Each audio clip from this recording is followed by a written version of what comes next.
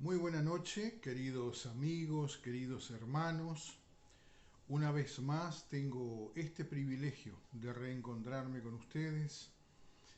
Y este ya va a ser el cuarto video, la cuarta edición, en el que hablaré acerca de el arrepentimiento.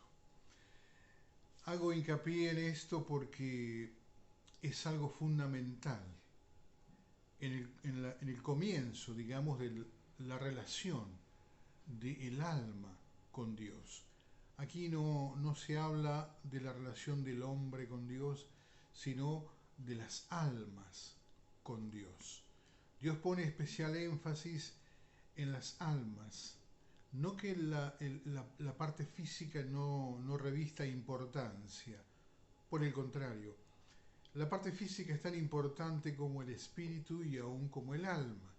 Sucede que el alma es el punto de partida, entonces me interesa que toda información, todo dato que pueda alcanzarles quede perfectamente claro, quede bien comentado, bien expresado, para que entonces no surjan dudas. ¿Mm? Pueden surgir preguntas, pero lo ideal es que no surjan dudas al respecto. No obstante, si hubiere, bueno, es cuestión de expresarlas, de comentarlas, y entonces podremos de esta manera brindar una respuesta. Siempre trabajo en la desmitificación porque, como siempre estoy haciendo, remarcando, digamos, el pueblo gentil viene de una muy mala enseñanza o de cero enseñanza realmente,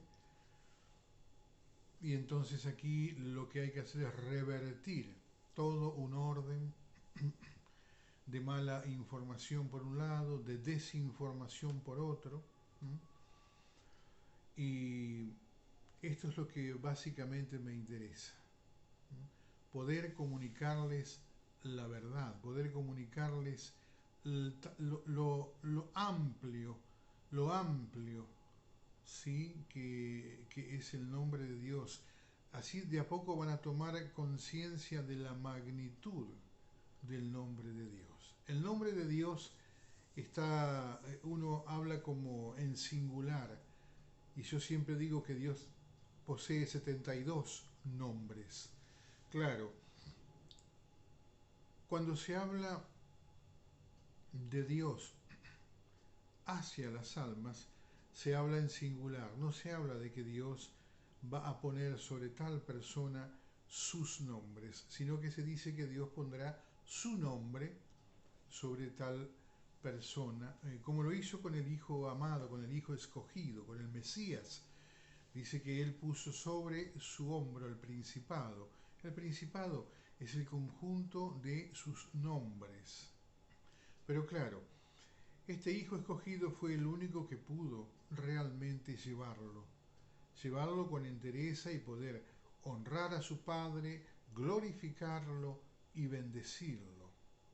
Cuando le tocó en su servicio en esta tierra por 3 años dar a conocer el nombre de Dios. Él dijo, antes de partir, dice en un texto de los escritos de Juan, él dice, Padre, he dado a conocer tu nombre y aún lo daré a conocer.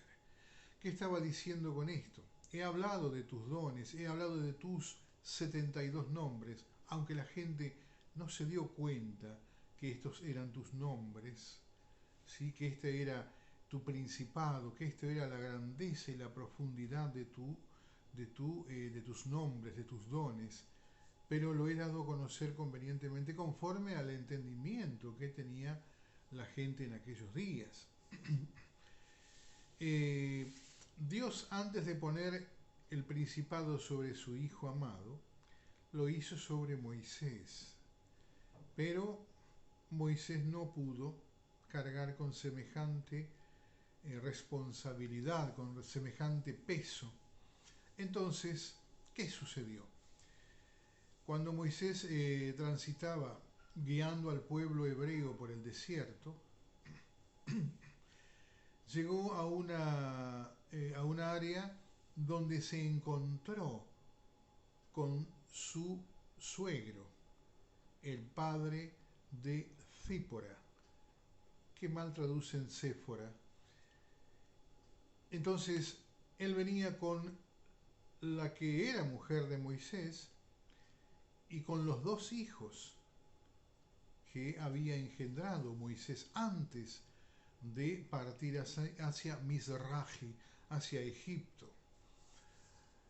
Aunque Moisés venía con otra mujer, porque él en el camino, en el desierto, tomó, dice el texto, que tomó una mujer cusita. Una mujer cusita significa que era descendiente de los hijos de Cus. Y en consecuencia era una mujer de tez negra. Era una mujer negra.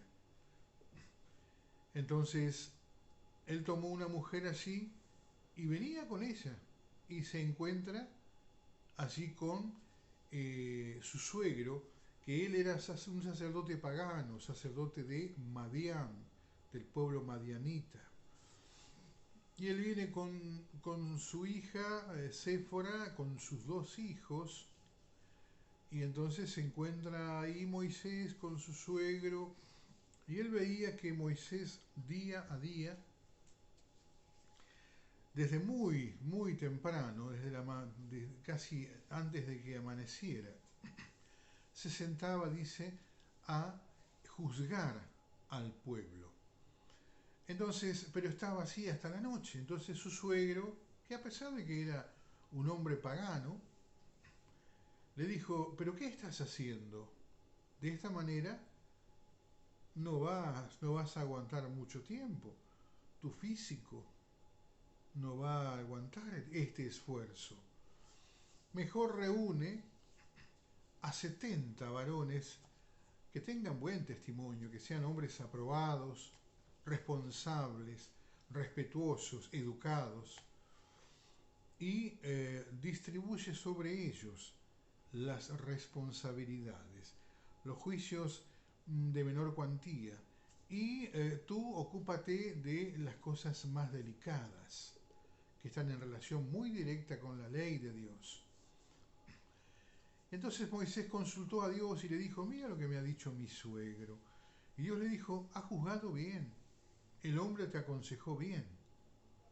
Entonces Moisés, claro, siguió ese consejo porque Dios lo autorizó y tomó 70 varones.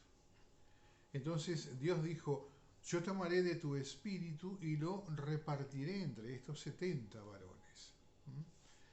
Entonces, precisamente allí es donde Dios distribuye el tremendo peso que había puesto sobre Moisés en esos 70 varones. O sea, distribuyó el nombre de él, a cada varón le dio un nombre, un don determinado, para que puedan juzgar, y Moisés le dejó reservado dos dones, ¿sí?, que era la justicia y la equidad. ¿Sí? Recuerden que uno solo en la historia llevó dos cintos.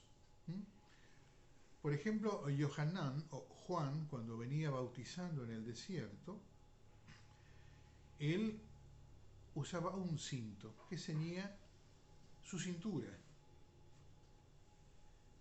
Luego, cuando vino el Mesías, el Hijo amado de Dios, él llevaba dos cintos. Uno era la justicia y el otro era la equidad, o sea, el legislador. Entonces Moisés, como dije, volviendo a Moisés, él no pudo cargar con el nombre de Dios. Entonces Dios hizo esto, repartió esos dones en 70 varones y le reservó dos a Moisés para que se ocupe de las cosas más sensibles, las más delicadas. Por eso sabemos, y por otros tantos textos sabemos, que los dones de Dios son 72, así como sus nombres son 72. Mal ha hecho el traductor de la versión de las Biblias donde dice que los dones del Espíritu, los dones no son del Espíritu, los dones son de Dios. El Espíritu se encarga de distribuirlos, es el que los administra, pero no son del Espíritu los dones.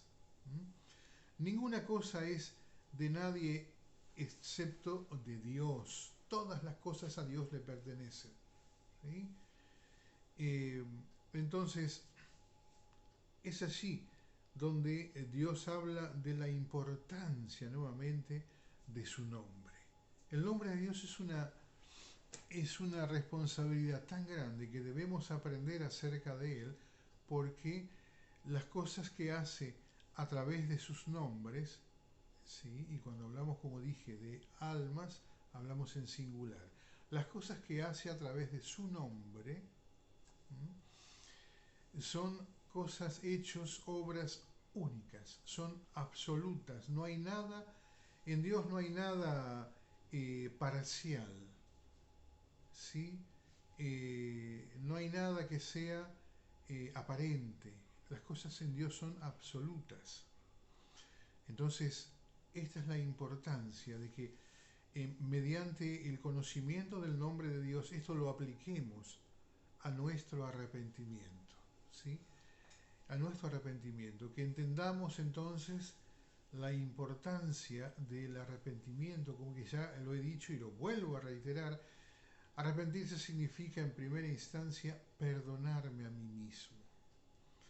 A partir de ahí debo aprender a amarme.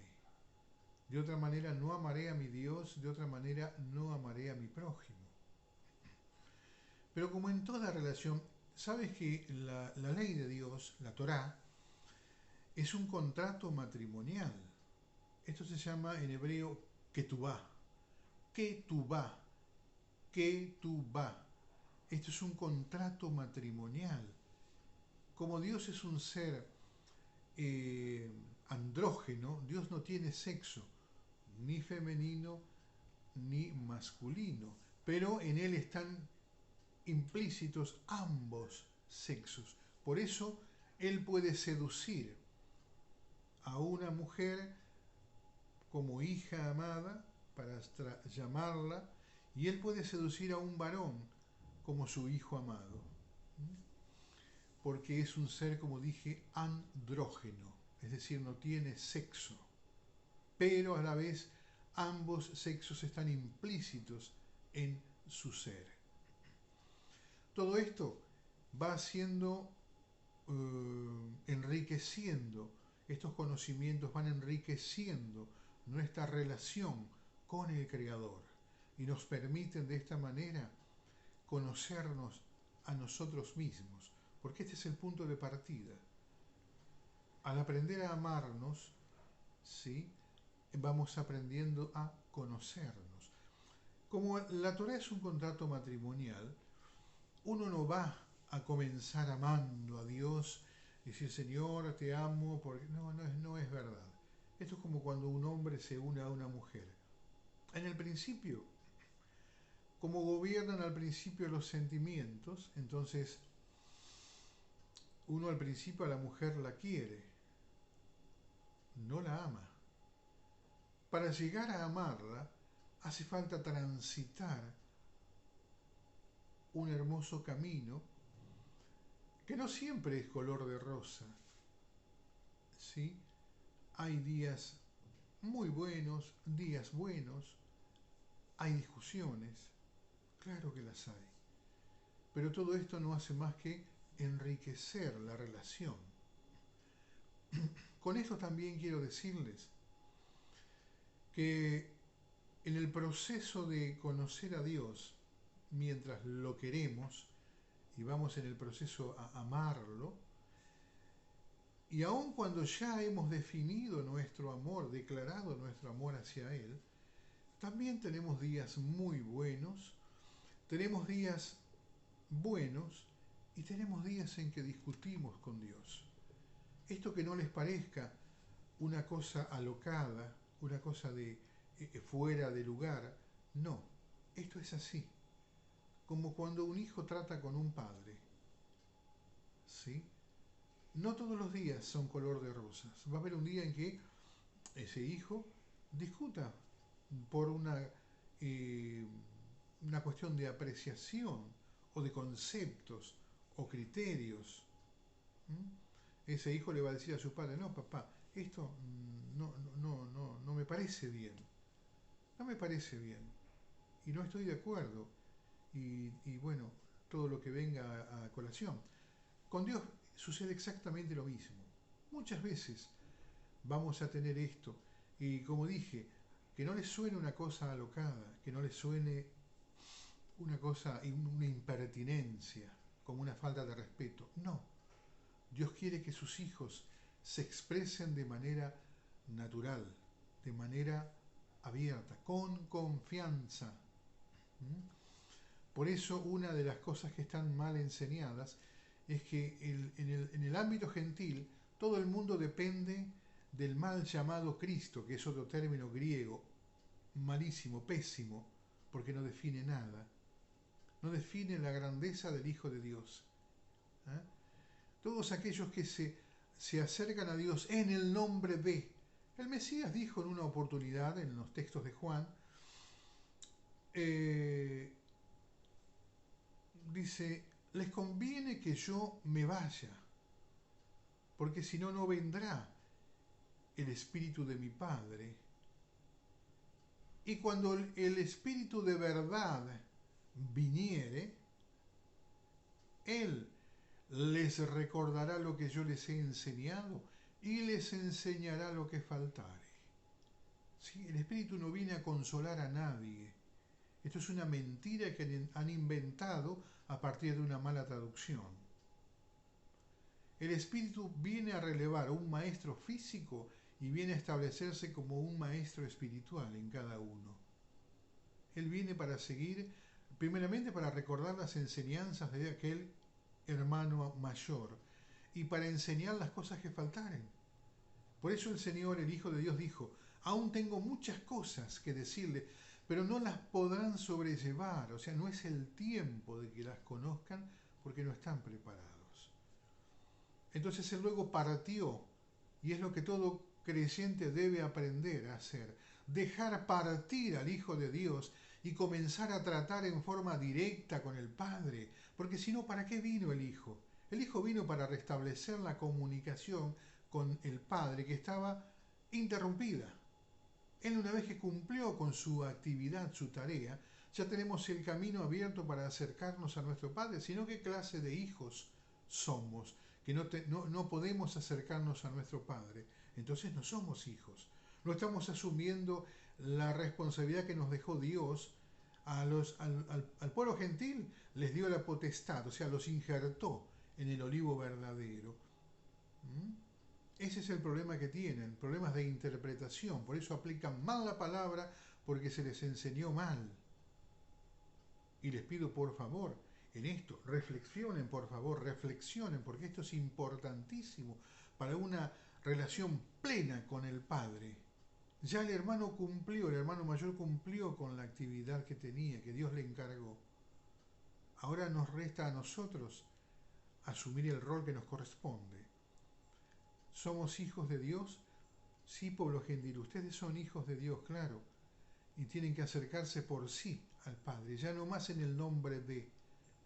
Imagínense que en la vida cotidiana, en una casa, el hermano más chico va al hermano mayor y le dice, ¿le decís a papá que necesito un cuaderno para el colegio? Que necesito una carpeta, que necesito un par de calzado para mí. Y el hermano mayor le va a decir, pero vos sos hijo como yo, andá y decíselo a papá. Habla directamente con él y decirle lo que necesitas. Aquí en la relación espiritual ustedes tienen ese mismo conflicto pero sin resolver. Entonces aprendan a dejar partir al Mesías, al hijo amado, al hermano mayor. Ya no se pongan a espaldas de él, vayan directamente directamente al Padre, porque para eso está el Padre. El Padre quiere que sus hijos se expresen con confianza, con amplitud de corazón y de amplitud de palabras, que sean ricos en palabras y se dirijan a Él y le planteen toda situación,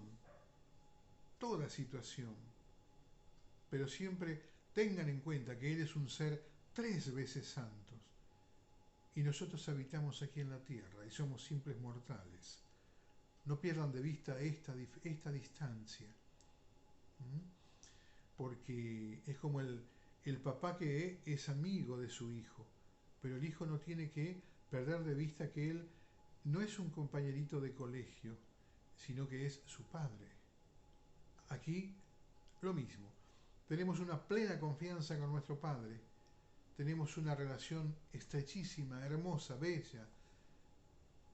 Pero no tenemos que perder de vista que Él es el Creador. Él es el que al cual mi alma le pertenece. Él creó mi alma y le dio una vestidura que es el cuerpo. Entonces, este es el fundamento también de que el arrepentimiento tenga el efecto que Dios busca, cumpla el rol para el cual Dios creó el arrepentimiento. Dios quiere que entonces vengamos a Él, a su presencia, con total y plena confianza. Recuerden que el arrepentimiento es el punto de partida de la relación con Dios. Todos estos datos que yo les voy comentando, simplemente lo hago para que se enriquezca su conocimiento y a la vez puedan con ese conocimiento acercarse a Dios en total y absoluta confianza. Dios no es amor, Dios es mucho más que eso. Dios no es bueno, antes que eso Dios es justo. Si Dios fuese bueno, perdonaría todas las cosas. No habría impíos en este mundo, porque ya Dios los perdona. Entonces no. Y recuerden que aquí se juega con las leyes de Dios. No con lo que a mí me parece ni con lo que yo dispongo. Sí, hay que observar. Para tratar con Dios hay que conocer su ley. No se puede venir con la mitad de la información, porque si no Dios no va a demostrar que está agradado. Tengan en cuenta esto. Es muy importante el conocimiento. Es fundamental el conocimiento, porque a eso es lo que Dios apunta y eso es lo que Dios aprueba.